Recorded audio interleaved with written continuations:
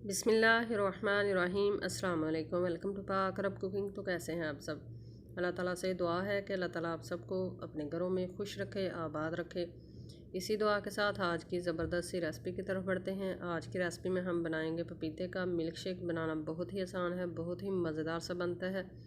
तो चलिए बिस्मिल्लाह करते हैं और ये मज़ेदार सी रेसिपी बनाना शुरू करते हैं।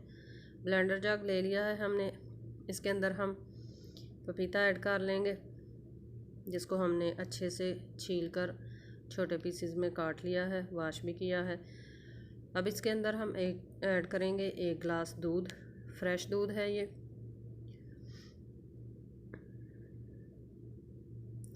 इसके अलावा हम इसके अंदर ऐड करेंगे खुश्क दूध यानी कि मिल्क पाउडर ऐड करेंगे। इससे मिल्क शेक बहुत ही मज़ेदार बनता है। किसी भी चीज़ का आपने मिल्क शेक बनाना हो तो खुश्क दूध ज़रूर ऐड किया करें। अब इसके अंदर हम ऐड कर लेंगे चीनी अपने टेस्ट के मुताबिक। अब अच्छे से इसको कर लेंगे ब्लेंड।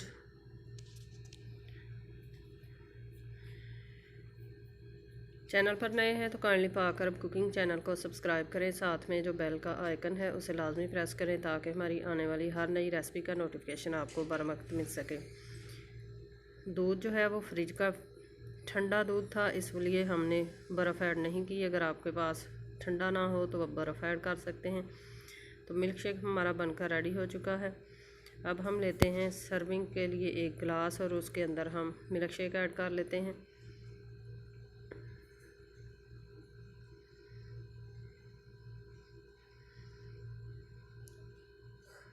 मिल्क शेक हमने ऐड कर लिया है गिलास के अंदर।